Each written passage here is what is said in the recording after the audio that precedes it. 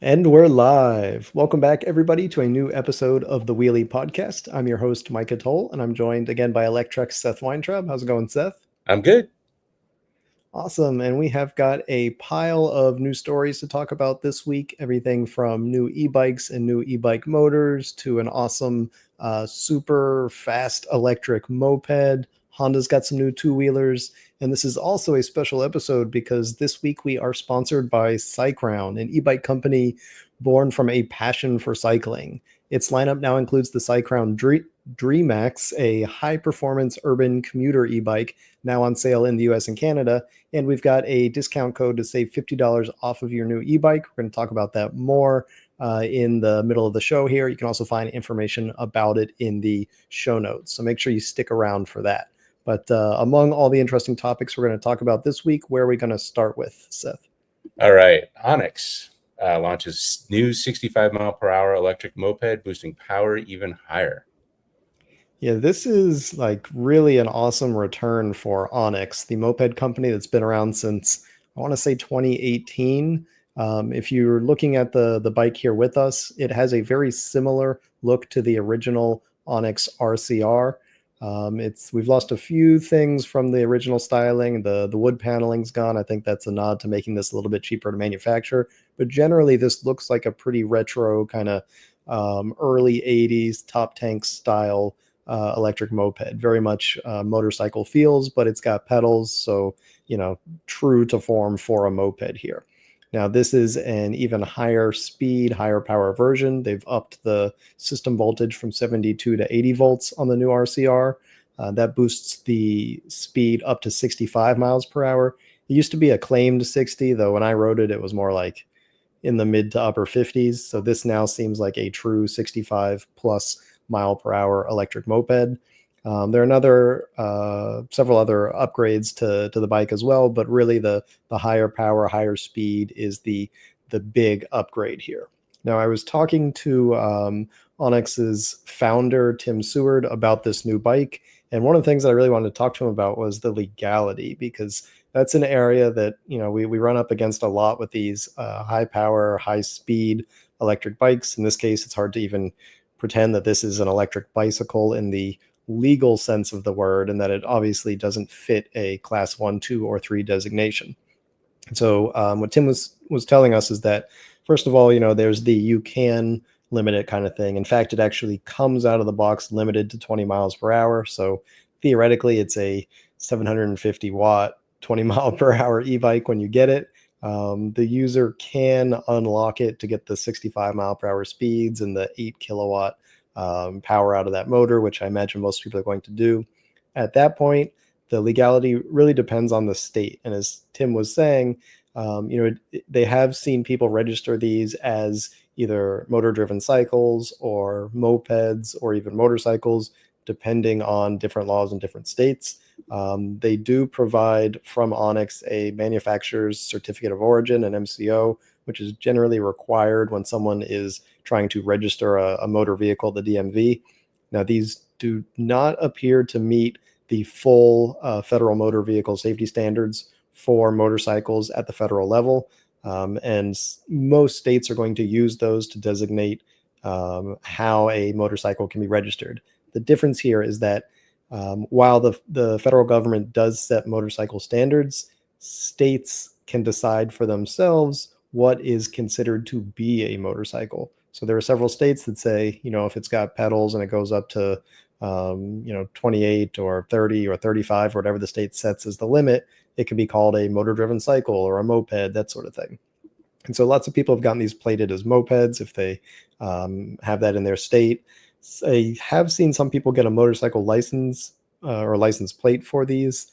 I'm not sure if that's technically kosher, so to speak, because it doesn't really meet all of the federal motor vehicle safety standards for motorcycles.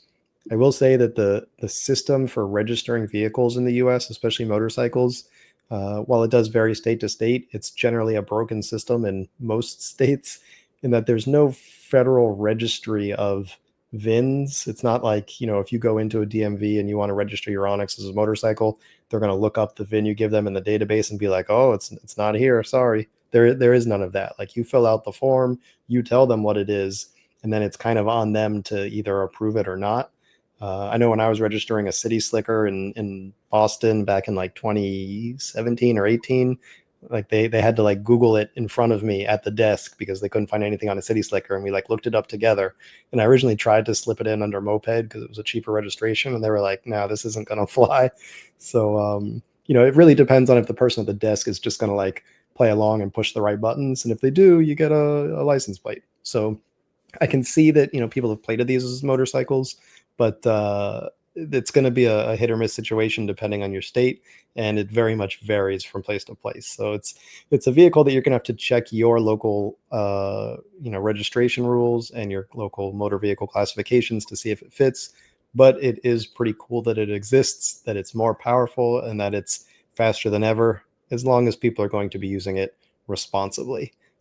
Which is a pretty big point here. What do you think about the new updates to this Onyx RCR, Seth? I mean, I don't know that faster was like the number one thing on my list of the Onyx, request. And also the wood paneling was also nice, but I get it. So,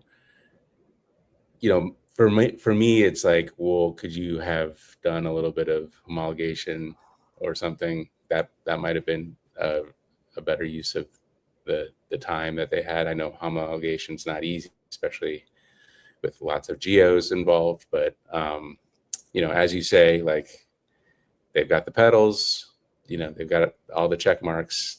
A lot of places are just going to let this fly as an e-bike, so why not? I Or mean, as a clearly, moped? Like, as a moped, yeah. yeah, I mean, it certainly it's not like Luna's strategy where they say it's an off-road track, it's a dirt bike, even though it has enduro tires, like, so I guess that's a little bit better. But it is just such a Wild West area.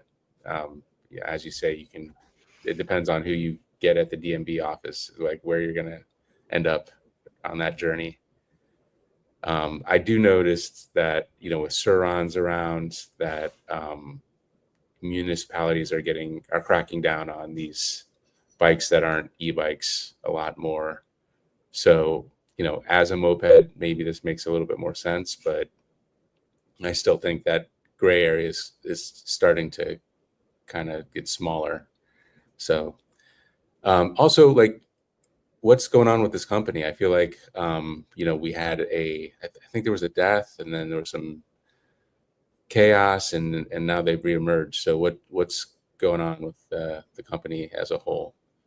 yeah, absolutely. So Onyx has had a very circuitous past. The person who I was talking to, Tim Seward, he is the original founder of the company. He designed the bikes. He's something of a legend in like the modern moped, the modern vintage moped community. Um, he passed the torch in like 2019 or so to James Catablu, I think it's pronounced, who was the CEO for many years. Unfortunately, last year he passed away. The company closed. They had some financial distress at the time.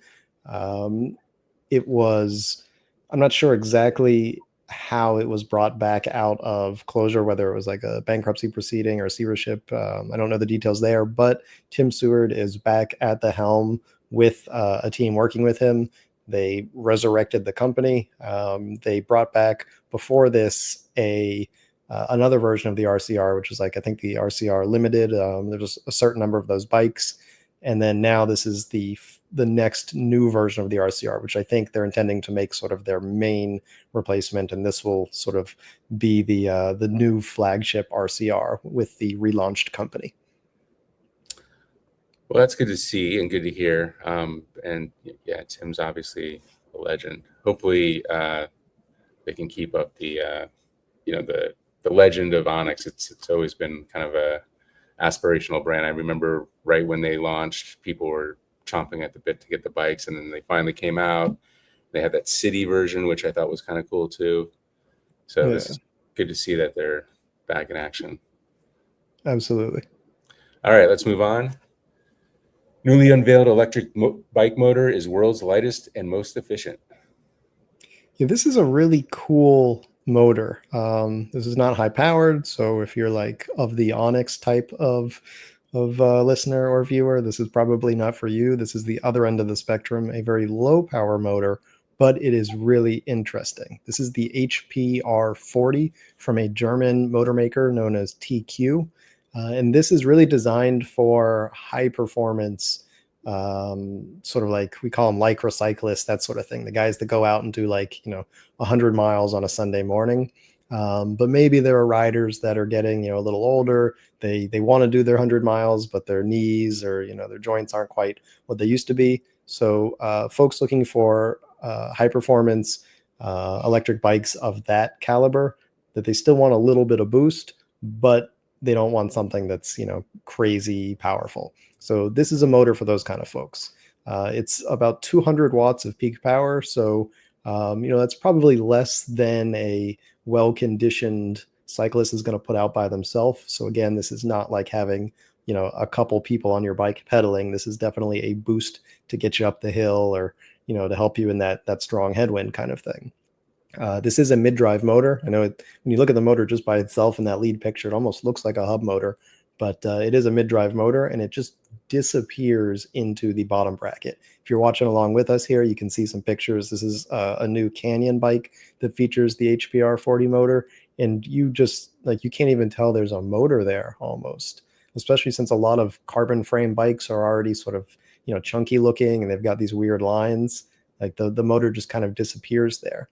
Now this drive system, because it's more than just the motor, it also comes with a small battery that's buried inside of the down tube. It's not something you can take out for charging. It could be removed for servicing, but it's, you need tools, that sort of thing. It's also got a really neat remote, like the controller part on the handlebars and the display.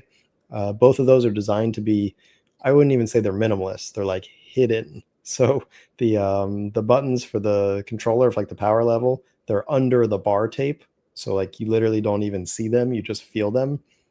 And then the display, so you can see like the mode or the battery, it's just a tiny little end cap in the bar end. So again, like if you don't know it's there, you probably like wouldn't ever sense it. Like you wouldn't know to look for it if someone didn't point it out to you, that like, oh, this bar end cap, those little tiny LED dots are your display for your e-bike system. It's almost like the whole issue with the electronic doping in cycling, where people were like worried that little tiny e-bike motors were going to be hidden in race bikes. So I like was this, yeah, I was thinking that exact same thing. Like this is yeah, that, because definitely. there's always that, like, hey, how did he climb that hill so fast? Like, was there a motor inside there? And everybody's like, there must have been, like those kind of things. And like I'm looking at these bikes, and I do not see the motor. The down tube is very, I mean, it obviously could have a battery, but like it's not. I've seen down tubes without batteries that big, so there's nothing here that should like says this is an e-bike to me. Absolutely. Yeah. And I don't think, they're going in that direction. I think really what they're trying to do is show that you can have an electric drive system in a bike without taking away anything from how the bike originally looked. So like, especially if you're in a group of riders, you guys go out, every weekend riding, but you don't want to look like that one guy that needs an e-bike kind of thing to keep up with your younger friends. Like this is a bike that looks like everyone else's, and you're not going to feel like, the dude on the e-bike. I think that was sort of the direction they were going with trying to make this as hidden and as unobtrusive as possible.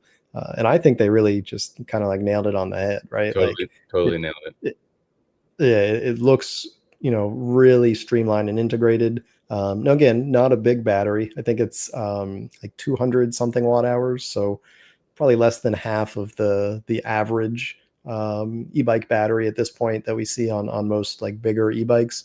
But again, if you're using, just 200 watts or so, even if you're doing like peak power the whole time, that's an hour and a half of assist, and you're not going to be using the peak motor power all the time. You're going to be using, part of it, or you're going to be using it on hills, that sort of thing. So I think even the small battery is going to last pretty long. And they have this water bottle shaped auxiliary battery that you can pop on there and add another 50% or so of range just from that. So pretty cool system. And it's already starting to come out on a few bikes. Like we see the Canyon here. We just learned about another one that I covered a couple of days ago. So it's a system that's already out there. Like it's already on some really nice bikes, expensive bikes. Like some of these are like $8,000-$9,000 e-bikes. So it's for a certain type of rider, but they're out there. This isn't just like cool stuff in a catalog or like in a product in a company's like coming next year product line. These are real motors that people are using. Yeah, I would say, with a 290 watt hour battery and a 160 watt hour bottle range extender, that's going to give you some range with the 200 watt motor. Uh, I think what combined you're at a couple hours at least, and then that's 450 watt hours combined. So that's a big battery actually when you combine them for such a low power bike that you're probably going to not use fully anyway. At full power. Yeah, So definitely. Like if you're just putting 100 watts of extra assist in there, you got 4.5 hours of assist, which I don't want to be in one of those saddles for 4.5 hours. I don't know right, about you. other parts of your body are going to start to go out before the battery does. Definitely. Yeah. So I say, hats off to TQ here. It's a brand that I wasn't as familiar with. They did launch another larger, sort of like mountain bike style motor several months ago. So they're growing in the motor space, but this is just a really cool, chance to show off some innovative engineering, and especially on an end of the market that we don't see a lot when everyone's pushing for more power and more speed. To see someone else say, "Hey, let's see what we can shave off of this and do something, a little more modest, like control ourselves just a little bit." Yeah, and also the weight. What the weight was like under 10 kilograms or 22 pounds that's the whole bike, or is that the? Uh, yeah, that's for that Canyon with the system. Yeah. That's a really light. I mean, there's regular bikes that weigh more than that. Just like a Yeah. off the shelf bike is going to weigh more than 22 pounds. So that's really impressive. Yeah, the motor is I think just over 2.5 pounds, and then the battery's like 3 pounds. So almost a quarter of that is the e-bike system itself. But yeah, very, very lightweight, for just over 5 pounds for a whole e-bike drive system. Pretty impressive. Yeah, it's really good. All right, let's move on here. HappyRun G300 Pro review. It's an electric motorcycle with pedals, and I've got some thoughts. Yeah. So this is a little bit different than what I'm used to riding, but I wanted to try one of these because it's in that category of Sur-Ron style bikes, and I wanted to try one of these like Sur-Ron knockoffs, especially one with pedals like this, to sort of see what all the fuss is about. Now, the HappyRun G300 Pro, it's not a Sur-Ron, but it's super powerful, 3,000 watt motor, speeds up to 50 miles per hour, full suspension. Not the nicest suspension, but it is, front and rear. So you got the full suspension setup, bench seat, feels like a small dirt bike when you're on it. The difference is that instead of motorcycle pegs like you'd find on a Saran or a Talaria or anything else, you've got fully functional pedals. And I did pedal this thing. Like it is pedalable, but it's, despite looking like a bicycle, I will say that this is a motorcycle for all intents and purposes. Like I wear my motorcycle gear when I'm on this thing. If you're watching the video with us, like didn't go with the bicycle helmet, went with the motorcycle helmet. Wore my motorcycle jacket, gloves. This is a 50 mile per hour bike.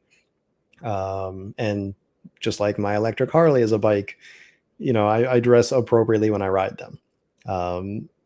Then you instantly get into the legal issue, like we were talking about with the Onyx. Now, I started out riding this thing on the road, but being in the bike lane going almost 50 miles per hour just feels wrong. Like I'm It a is wrong. cyclist.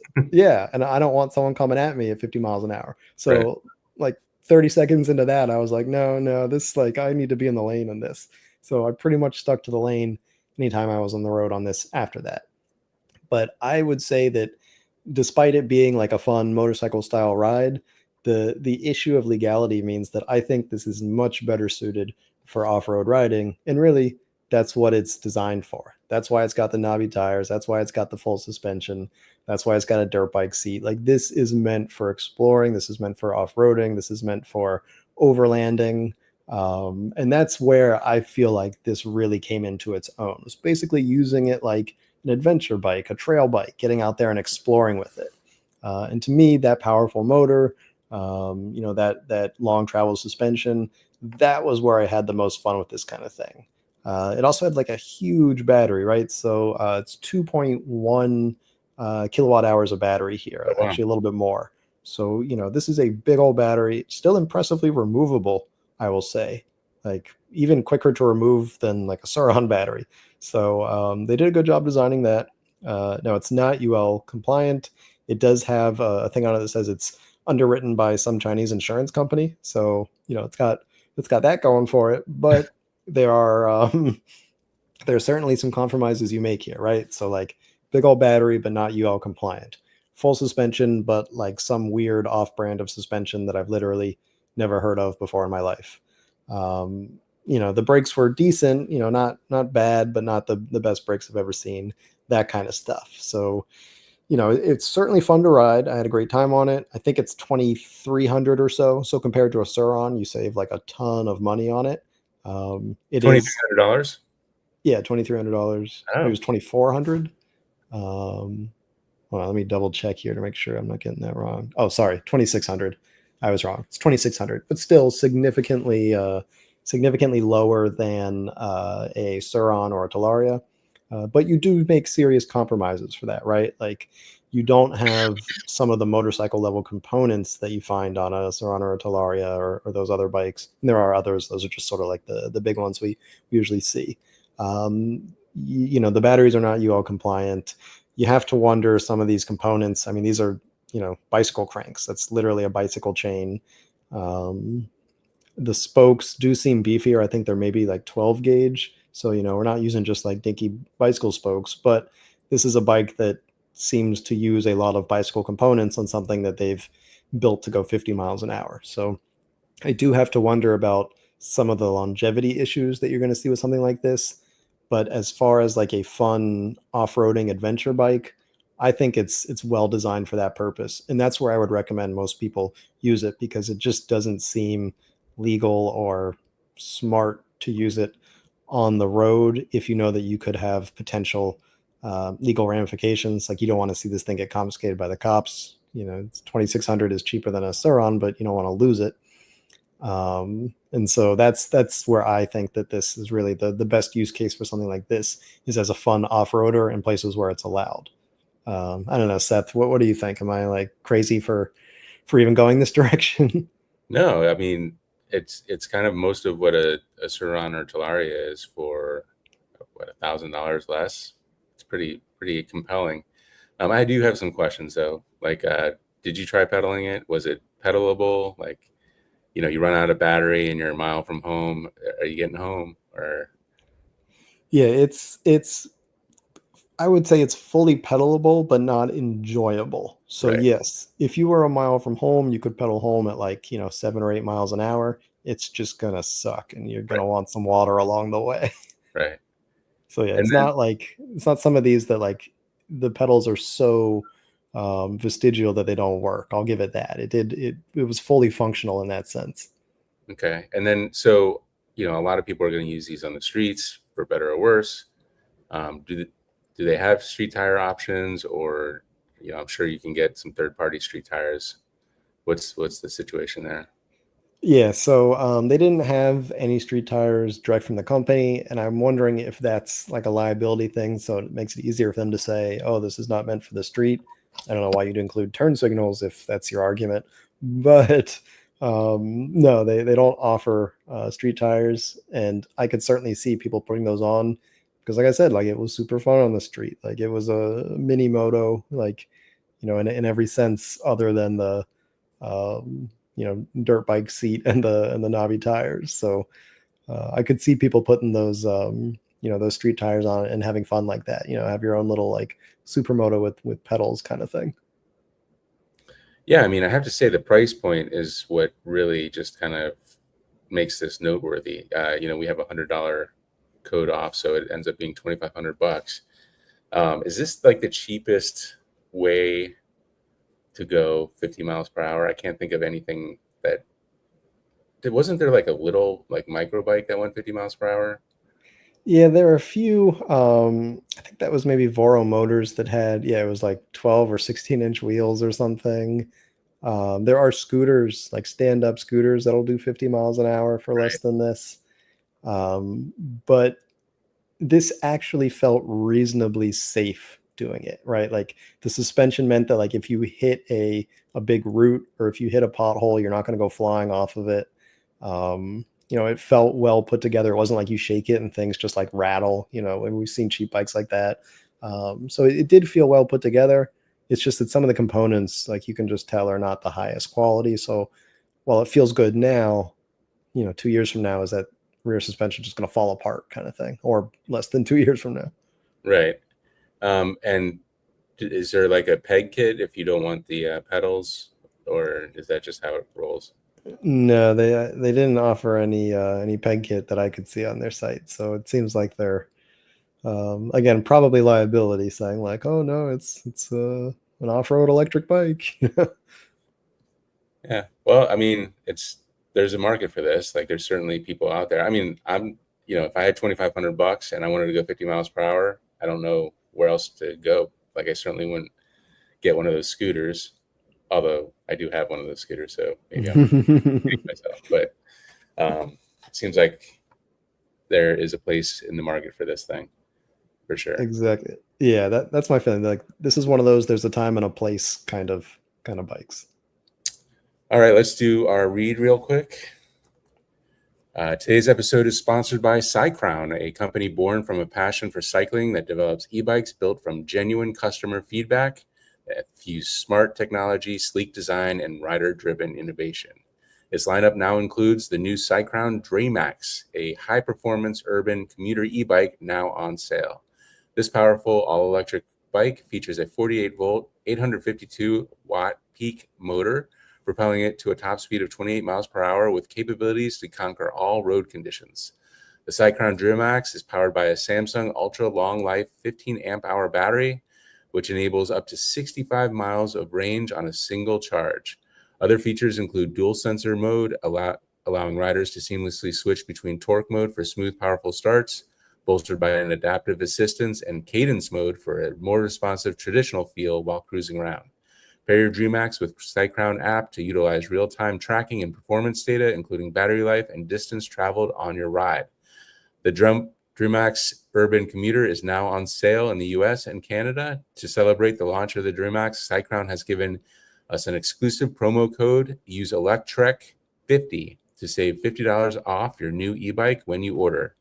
Thanks again to Cycrown for sponsoring today's show. All right, let's move on. How California cops are now using simple drones to catch illegal e-bike riders. Yeah, I put this one after the last story just because I thought it nested real nicely with it. This is fascinating to me. If you're watching with us, you see a very nice Stark Varge off-road electric dirt bike on a flatbed trailer. This was confiscated by California police. I forget which city this was in, but basically they were able to chase down a teenager riding this, not in a high-speed police chase, because generally police officers try to avoid doing those these days because they do more harm than good when you risk people's lives that way. But instead, they chased him down with a drone, basically like a industry version of the DJI Mavic. It's meant for this kind of use where it's got much higher zoom cameras, that sort of thing. It's the Mavic 3 Enterprise, and so they put this thing up in the sky. This kid took off, and instead of cops chasing him down in their SUVs, the drone just like watched where he eventually went to, and then the police went and picked up the bike. It's happened several times in different jurisdictions in California where different police departments have put these drones up. There's another one that I grabbed a screenshot of the Facebook video that the police department put up where there was this teenager on a mini bike, and same thing, like he ran from the cops, and instead of cops chasing him, they just used their little like pocket-sized eye in the sky to follow him home.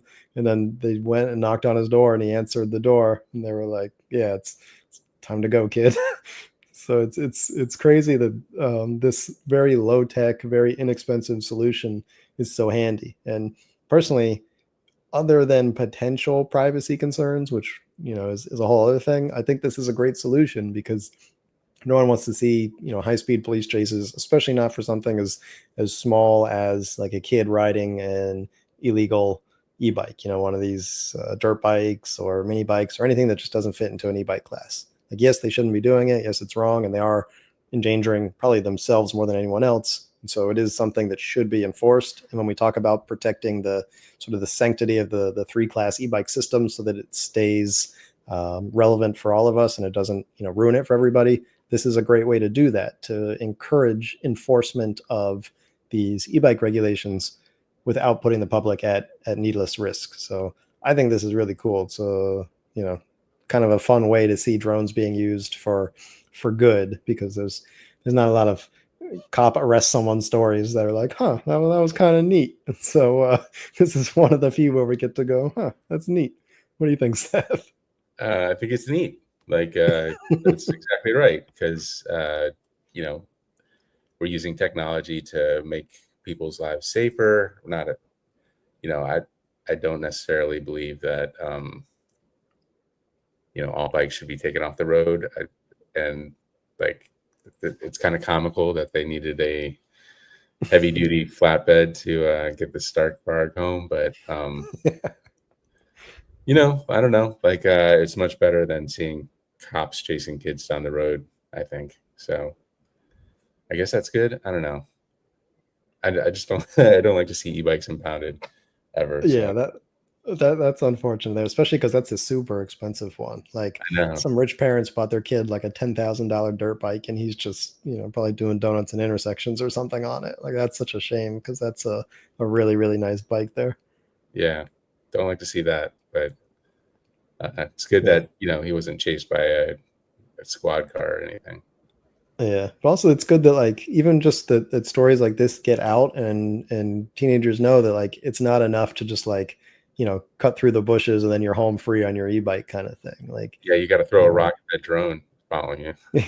or like ride for at least 30 minutes so that battery runs out.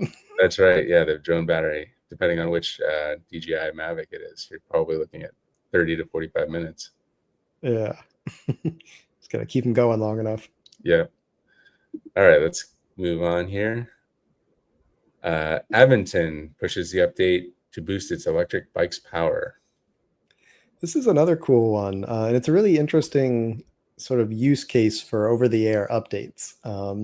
Aventon, it's one of the bigger e-bike companies in the U.S., and they just launched this new feature to their bikes that was done using an update to existing bikes that use the ACU. I think it's the Aventon Control Unit, which is most of their like newest generation e-bikes, and it adds boost mode.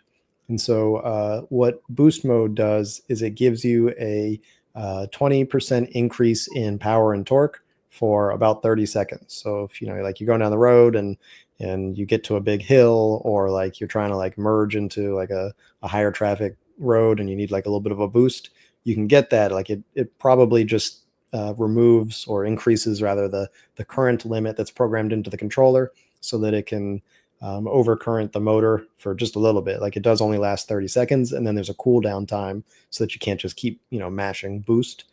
But it does give you that extra power that some motorcycles have, so that you can really take advantage of the high torque and the high power a motor can give, even if it can't do that continuously. The marketing email is kind of funny here, that Yeah, I think they made a typo and they put 20 times increase in power. When I first saw that, I was like, holy smokes, what did Aventon do here? yeah, But that seems a little unreasonable. yeah, it is meant to be 20%. So it's a modest increase. It's not like you're going to double your power all of a sudden. So that's kind of neat in and of itself. But really, I think the bigger story here is how the use of these over-the-air updates for e-bikes can start to add so much more value and so many more features to bikes without having to change components. Like in the old days, a few years ago, you had to actually like swap motors or swap controllers. There was a little bit of wrenching that needed to be done on these things to make these kinds of modifications. And now that e-bikes are getting smarter, and not just like the, Van Move smart bikes, but sort of the normal people e-bikes for the rest of us that aren't necessarily like the super, high tech, fashion forward bikes. Things simple like an Aventon can get these cool updates to be able to open new doors. This one is, not mind blowing, but it shows that there are so many possibilities when it comes to now modifying e-bikes without having to buy a new e-bike every year or every couple years, that you can just download updates that can change the performance of your bike, things that used to be major modifications and now are potential digital updates. It does make me worry a little bit that some of these could be held behind a paywall in the future. Like, oh, you want to use the full power of your motor? That's, how about a $30 a month subscription for extra power kind of thing? So that worries me a little bit. But the fact that we can get these things as downloads, and in this case, a free download, is very nice to see. So what do you think? Why didn't they just have this out of the gate? Why do you think they waited to send this out over an update? Was it just tuning stuff or software? Yeah, well, the cynic in me wonders if they did it like for the headlines or to like demonstrate like, look what we can do for you. If you stick with Aventon, we'll keep giving you cool like extra things every few months. Yep. But potentially it could have been that, it needed more bench testing. They needed to, confirm that they're not going to be burning motors and burning controllers with this extra power. I mean, 30 seconds is not a huge amount of time, but let's say you're going up a steep hill, you could be pulling that full power and now 20% on top of that for 30 seconds straight. So I'm sure that they wanted to really do a lot of testing. And Aventon is a good company that they stand behind their products. This is not a fly by night company. It is China based, China funded company, but they operate like a North American company that you can depend on, kind of thing. So I'm sure they really wanted to test this thing and make sure it was going to be foolproof before they sent it out to all their bikes through an update. Yeah. The 20% versus 20 times increase in power might have, like sending that out must have freaked some people out, like, holy crap, I can get, instead of my 1 kilowatt or 1 kilowatt power, I can get 20 kilowatts of power. It just seems. Yeah, well, I was reading the marketing email on my phone. I just about dropped my phone when I read that, and then I immediately went to the site, and I think they had already like updated it to fix on the site. But yeah, you can't change the email after the fact. So I made sure to pull the graphic from the email just for fun. Yeah, and so they use their own controllers, or probably likely they put their name on a generic controller. Is this something like controllers are going to have like across the board going forward, like something that over the air updates? Are we going to see more of this? I think we're going to see more of it. I also think we're going to see more of these boost modes because both of them make good sense, right? Right. But yeah, there are more and more e-bikes that are coming with this option for over the air updates. We haven't seen too many of them used too heavily yet, but I mean the technology is so simple. Like, why wouldn't you? Like Right. if your fitness watch can do it, why can't your e-bike, kind of thing? Yep. All right, let's move on to the next one here. My back button sometimes takes a second.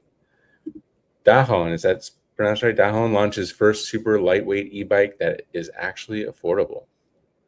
Yeah, I always say Dahon, but I think it's actually Dahon, if I'm not mistaken. Mhm. Um, that's the problem with reading these all this time, and like you never hear it pronounced. Is like you just come up with your own Yeah. pronunciation. But yeah, however you pronounce it, they've got a really impressive new lightweight folding e-bike. It's called the K Feather, and it is 26 pounds, Wow. which is super super lightweight for a folding electric bike. The generally speaking lightweight e-bike, when someone says, I want something that's not too heavy, is I recommend them an XP Lite 2.0, and that's about 45 pounds, I think. So you're talking about almost half as much as like what I used to recommend as a lightweight e-bike. But the real kicker here is not just that it's lightweight, because there are many e-bikes out there that are 26 pounds or lighter, is that it's affordable. I put in the article a few of the other super lightweight e-bikes around that weight we've covered, and they all are priced between $4,500 to about $9,000. But the Dahon K Feather is, I think it's $1,299, or it's $1,199 in North America. It's a little more expensive in Europe. So super super affordable. Now there are a few compromises to get there. The battery is quite small. I believe it's 125 watt hours, if I'm not mistaken. So much smaller than the battery we're looking at, even in that TK system that was very lightweight. Um, the motor is also very low power, but they've done some interesting things to make sure that you can still get good range from this bike. I think it still offers like 25 or 24 miles of range, and so it's got some sensors built in that automatically analyze how you're riding and also the terrain. So, for example, if you're going downhill, it's going to cut power so that it can save power, that sort of thing. And so it's trying to be as smart as possible to use the power when it's actually necessary. I also believe there's no throttle here. It does have a torque sensor, which is nice, and in fact important, so that it's even more efficient. Not to mention more responsive and more natural feeling when you pedal it. But it also benefits from all of the Dahon engineering, because Dahon, they've been in the folding bike game since the mid or maybe early 1980s. They didn't invent folding bikes, but they kind of popularized them for the masses. Like before Bromptons became popular, Dahon was the one that really pushed it forward, and they've come up with a lot of really interesting engineering. If you look at this bike here, the down tube is actually a cable. It's not a tube at all. Oh wow. It's yeah, because the down tube of a bike is only ever in tension, and so you don't need something that can withstand compression there. And it's something that we've seen a few times in strange bikes over the years. There was a mountain bike that also did it. I forget what it's called, but it's been a cool feature that Dahon has offered. They've got several patented frame designs here, or several patents involved in this frame here. But that's one of them that helps reduce the weight while still making this thing rigid. And that's one of the hallmarks of Dahon, by the way, is that the bikes don't feel like a folding bike. Like they don't sort of like bend and flex in the way that a lot of folding bikes do, because generally folding bikes have weird geometries for the frame. Like you can see the handlebars are very long, the frame looks weird, so it doesn't have that flex that generally is associated with folding bikes. Dahon's feel a lot more like a normal bike. I actually had the chance to test ride this one when I was in China. I'm going to have a video coming hopefully next week about the experience riding this and a few other Dahon bikes. I got to meet with actually Dr. Han, who's founded Dahon, and talk to him about some of these. So a really cool implementation of a super lightweight bike here, and one that I think will be very useful for a lot of people that need something that is just super lightweight. Like I mentioned in the article, I would actually get this for my mother-in-law who has a bad back but lives on the second story and needs to be able to carry an e-bike up. Like this is perfect for her. She takes the train to work, so she needs something that can get like a mile or a mile and a half to the train, and then another mile from the train to work. And this is like solves that problem. So I don't want to call it just a last mile bike, because with 25 miles or so of range, this doesn't need to just be the thing that gets you to and from public transit. You can use this for like all of your rides in a city, but definitely also for that last mile case where you want something small, compact, lightweight to carry onto a train, or to put in the trunk of your car, or carry up the steps to your walk-up apartment. This would absolutely do it. Yeah, I love this thing. It's kind of the holy grail, really, of folding bikes. You want something light, you want something with adequate power, good torque sensor, not cadence sensor, folds up nicely. I was kind of looking at the carrying it that way. Is it like the Bromptons, for instance? You can kind of drag and the wheels kind of roll with it behind it. Is this that? Does that do that? It doesn't look like the handlebars might scrape on the ground if you tried that, but Yeah, I think that there is an add-on. I think it goes down below the seat. It's like a little wheel so that you can roll it that way. But I okay. don't think out of the box it can do that. That's there are a few compromises here like that. It's not like the Brompton, which just rolls really nicely when it's folded, kind of thing. I think you need an add-on to do that. Okay. No, it does seem like the perfect bike, especially at that price point. For computers, for New York commuters, you have to have a folding bike on the train, so this would be perfect for that. The battery size is a little small, but I imagine that this is probably a pretty efficient setup, so you're still going to get some mileage on it. Seems pretty good. Yeah. I mean, you make some trade-offs, power and range being probably the two big ones, but there are a lot of people who like a heavy e-bike is just out of the question for them. So to be able to have a lightweight e-bike like this at this price point, I've just never seen it before anywhere. So this is really exciting for me. Yeah, and as you said with your mother-in-law, like if you're on a walk up, you carry this thing up some stairs, this is probably going to be the cheapest bike that makes that easy. Yeah, absolutely. Pretty sweet. All right, last story before we get to the comments, and I see a few in there, but make sure now's your last chance to throw a comment and we'll address at the end of the show. Honda's new electric two-wheeler doubles the power and range. Yeah, this is the new Honda CUVe. It's the second in this line of scooters. You can sort of think of it as a spiritual successor to the EM1 that was released a couple years ago from Honda.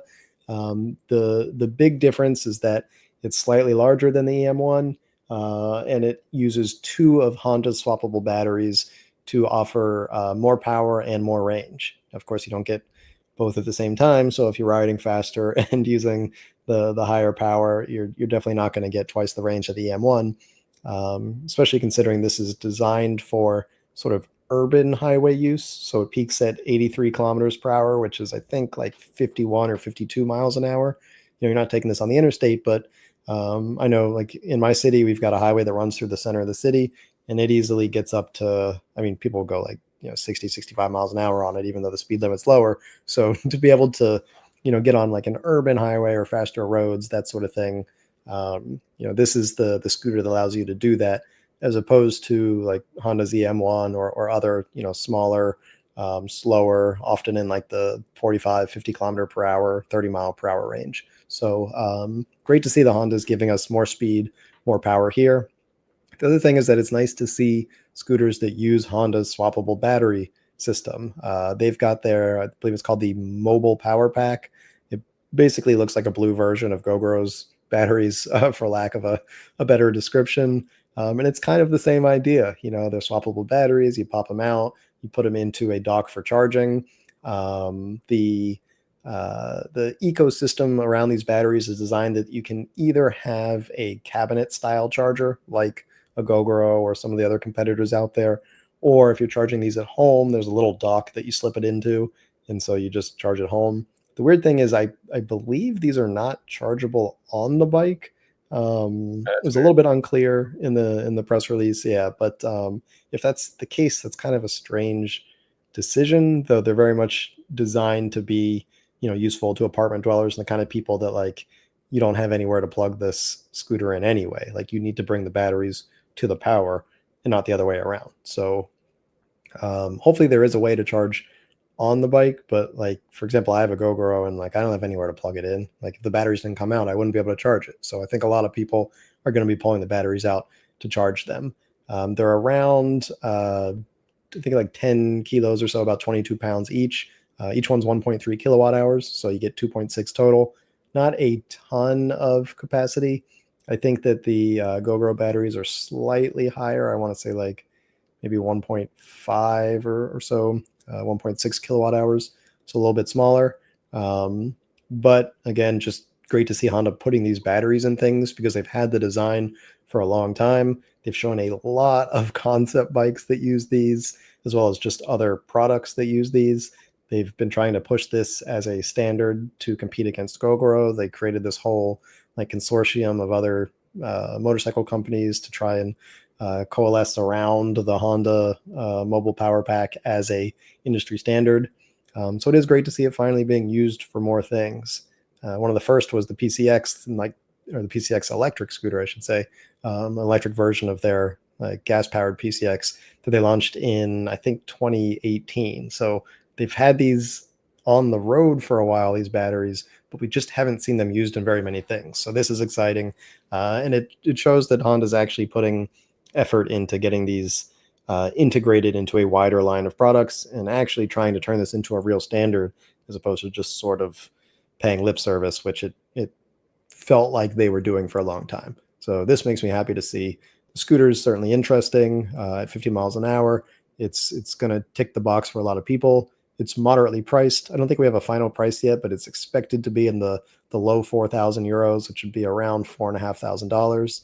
I should mention this is right now only coming to the European market. It's not in North America yet, but it doesn't mean that it won't ever be because, of course, Honda has a large presence in North America. So we hope that it will eventually. But as for Europeans, they should be getting these very soon. And hopefully we have a final price in Europe soon to figure out where they fall in the market. But Honda obviously comes from a long legacy of motorcycles. It's a company that's going to have brand staying power. Obviously, you're not going to have to worry if they're around a year or two. You're going to have service locations, anywhere that can serve as a Honda, that sort of thing. So this is all great to see, and I think it's a great step forward for the industry to see Honda getting more and more behind not just electric two-wheelers, but also getting their swappable battery standard out there on more bikes. My next question, Seth, is when are we going to see it in the US? Yeah, it would be really nice to see something like this in the US. And what's really frustrating to me, and we've talked about this before, is that these look exactly like the batteries that are in my Ego mower and a bunch of other things. Why can't we just have a universal battery standard? I guess Honda's trying to do that, but man, is it frustrating. I mean, you mentioned you have to take the batteries out to charge them. That seems, short-sighted, I guess. Like some people obviously that'll be their only method of charging these things, but certainly other people will have garages where they can just plug in and don't have to take the batteries out. Do you know if this can run on one battery, or is this you need two batteries to run this thing? I'm not sure. There are several scooters of this design that can run on one of their two batteries, but usually the speed is limited in that case because they just can't access as much power from a single battery. Right. I I know mean, my new scooter was like that. You could run it like half speed if you only put one of the batteries in. yeah, and I think that would be great. So you'd only have to really take out one battery at a time to charge. Maybe you could have like the scooter focus on one battery draining, and then when it needed the extra power, it could go to the other battery. You also note that there's a USB-C port on these. I wonder if you could charge via USB-C port as well. I would doubt that that's built in, but maybe that's something that they could, get the hardware to do. What do you think about that? Yeah, it might be like a 24-hour charge if you're Yeah, trying to charge by at least. USB-C though. Yeah, I mean, you would need like one of the more powerful 100 to 200 watt USB-Cs just to get to a kilowatt hour overnight. But that's out there, so might make some Yeah, sense. Just having USB-C though is a nice addition. You can obviously keep your laptop going in a power outage, or do charge 10 different things when power goes out, or on the road, or camping, or whatever. absolutely. So you love to see all of this, but like, man, it would just be nice if I could take the battery out of my mower and put it in my scooter and kind of just take the batteries with me from device to device. Honda does make mowers though, so maybe this is the future, and Honda's the one that can kind of make it happen. All right, let's move over to comments. We got a thumbs up from Junie. We have Rafael from Brazil joining us. Carl in San Diego says, I'm struggling to see the market for that TQ mini motor. Fitness cyclists don't really dig on motors, and recreational cyclists don't want to spend stupid money for minimal assist. I see the point in that comment, but there are like we're reaching a maturity in the electric bike market where niches need to be they need to be addressed, and this is certainly a niche market, but I think certainly I would be interested in a bike like this. What do you think, Micah? Yeah, I mean, I really think that it's the aging out part of the fitness cyclist market to me. It's the, extending the time that normally someone would have to say, all right, I need to be cutting back on my miles, I need to be cutting back on my rides, and giving them several more years of being able to do the same kind of riding. I don't think someone is getting this who's getting into fitness cycling and saying like this will be my like training wheels to get into it. I don't think it's going to be a huge seller and like that, and certainly not for recreational cyclists either. The way Carl said, but I really think it's that I want to be able to ride the way I used to type of cyclist. Yeah, and if you have like a spouse who's not quite as fit, or a friend who's been out of the game for a while and maybe nursing an injury, there's all kinds of kind of edge cases where this makes a lot of sense. So I do like to see Yeah. stuff like this happen. All right, continues. It's like marketing a supercharger kit for a Lotus Elise. They did it, but the demographic was confused Lotus buyer. All right. I like the concept of 30-second boost mode. When you rate the continuous duty of the motor, you have to play it safe and assume people use it. But as we've seen from the car EV world, short boost is okay. I Yeah. agree. Like Yeah, absolutely. that should be kind of standard with all bikes. Is like that boost from zero would be really nice to have, and the smarter controllers we have can do that without hurting the engine. Michael Sprinzella says boost mode so you can get ahead of cars and piss them off when you slow them down. All right. Let's see. Yeah, I'm not sure that's the right use of boost mode. Yeah, I think it's more like, oh shit, that car's bearing down on me and I need to, get out of the way, or, those times when you just need a little boost, not to get ahead a few car lengths and then get past again. Yeah, agree. Michael Brinzelis continues with his glass half empty. How much range do you really need on a last mile commuter? I wouldn't want to ride a folder for long distances. I get that. I would also say that you don't always want to plug it in. Perhaps you're going, you're riding your bike to the train station, then you're getting on the train, then you're riding the bike from the train station to a venue in the city, and then you're going to another venue, and then you're riding it back to the train, then you're riding the train home, and then there's a lot of times between plugins. So it's not just about making a 25-mile ride with one folder e-bike commuter. It's about time between charges. So, I think that's the point. What do you think? Yeah, I think that's definitely a fair analysis. And I think, when it comes to battery on e-bikes, a lot of people sort of treat it the way when someone's buying, a car or a truck. Like when you buy a truck, you want to know like, oh, can I, move a fridge? How often are you going to move a fridge? But like people want to know that it can. Or like Right. when you're buying a car, especially like electric car, people are like, oh, well, like, can I go 400 miles? Like, do you often go 400 miles? Like, is that a thing you do?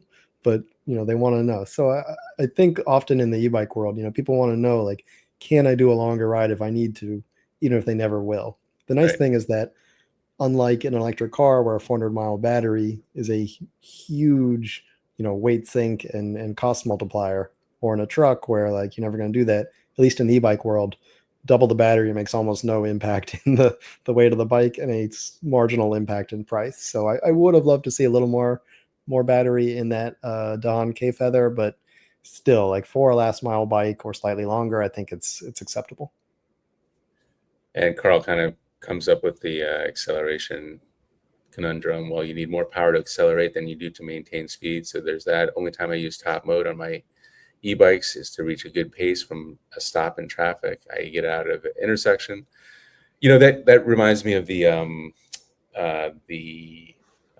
what is it? The What's that Dutch bike that went out of business and came back? Van Move. Van Move, yeah. So the Van Move had a little boost mode on it. It was just like a button you push, like a turbo button, and that was great off the line. Like I would just use that to accelerate up to 10 miles per hour very quickly, and in street traffic, that's nice to have. So maybe we'll see more boost modes out there. I think that's a pretty helpful use case. Yeah, and a lot of European bikes used them as like sort of a quasi throttle since you're not Right. allowed throttles in Europe. So the Go Cycle had one as well, and for a lot of people, they only use their throttle when they're accelerating. So it's kind of the same thing. The throttle is boost mode for some people. exactly. All right, Extra Hero says, wait, who in the police department has a job of flying drones? I know they afford anything, but they have drones that can follow you for miles. That's some helicopter stuff. I think cost is a consideration there. A drone is probably a few $100, whereas a helicopter and pilot are quite expensive. And I don't think I think it's a little bit easier to fly a drone than get a helicopter. So I think you're answering your own question there, perhaps. Happy 4th. Don't get musked. Happy 4th to you guys. Extra Hero. Part of me wonders if Electrek should start covering drones because you don't get more micromobility than that. Well, it just so happens we have a drone site called dronedj.com. So go visit that. That's where we cover our drones in the 9 to 5 world. And the question, Seth, is the Electrek website design a nod to the old Engadget website, probably before Micah's time? I do know what you're talking about. There was Engadget has the same, light, or had the same light blue coloring as us, but no, it was not a nod. We did our own thing, and so. Looking at bikes like the Dahon has me wondering why Brompton bikes don't have a stranglehold on the US market like they do on the UK adjacent markets. I think price would be the biggest thing, and probably second would be the power. Bromptons aren't super powerful like we like in the US. What do you think? Yeah, the other thing is that I feel like just in general, until a few years ago, folding bikes weren't really popular in the US because um, unlike in Europe where they're almost a requirement because of the dense cities and where people commute, a lot of the US is more spread out. A lot of Americans have garages and there's just less of a pressure to need a tiny folding bike of that kind. If anything, I think it was sort of like the Electrek XP line that brought folding bikes to the forefront, not because they're folding. I think 90% of people never fold their XP, but just Is that because right? it was I'm thinking that's, unless you're putting it in your car, like most people aren't folding it when they put it in their garage. Right. But they used that frame to create a smaller, more compact bike. And for a lot of people, that was just more comfortable. I know where I live, like 90% of the bikes are 20-inch wheel folders. And Yeah. partly it is because very few people have garages. They do need to fold it. They do need to, stick it somewhere small in their apartment, but it's just a more convenient city size. And so I think that's one of the reasons they haven't had as much success in the US compared to Europe. Yeah, and I wonder also, like, part of, like, one of the biggest expenses of an e-bike is shipping it, and I wonder if making it a folding frame takes that price down enough to kind of justify the extra cost in making a folder. A Yeah, that's an excellent point. Yeah, it's like folder triple digits requires, to ship those. yeah, a folder requires a hinge and some extra strength, and so I wonder if that more than makes up for the cost there. Here's an idea how cool it would be to have a folding bike that actually folds itself on some Tony Stark Iron Man suit vibe, just less complicated. I hate folding my e-bike. It is some kind of complicated. I have an old Ejo folding bike, and that thing just used to pinch my fingers and just have a bunch of issues. I wonder. I think the folders have gotten so much easier. What do you think, Micah? Yeah, I also think so. I agree with you that generally, like, it's a terrible experience folding a folding e-bike. But I think usually a lot of that comes not just from the design, but also the weight. Usually, folding e-bikes are super heavy. Like your Ejo, I think it's got fat tires. I think like it's kind of chunky of a bike. Oh, no, Um, it's an old Ejo, so it's got like street tires. okay. But I think like if it was a 26 pounder, I think it would just be less like trying to Yeah, muscle around while you're folding the hinges. I think that's part of right. the annoyance comes from these heavy folding e-bikes. So I That's think true. the lighter one solves a lot of that. Yep. All right, and the last comments are: did we talk about Onyx? Yep, right at the beginning. Rewind. The new Onyx RCR 80 volt is a phenomenal value and a beautifully designed machine. Perhaps Easyheimer has some inside info on a Onyx fan or Yeah, something. yeah.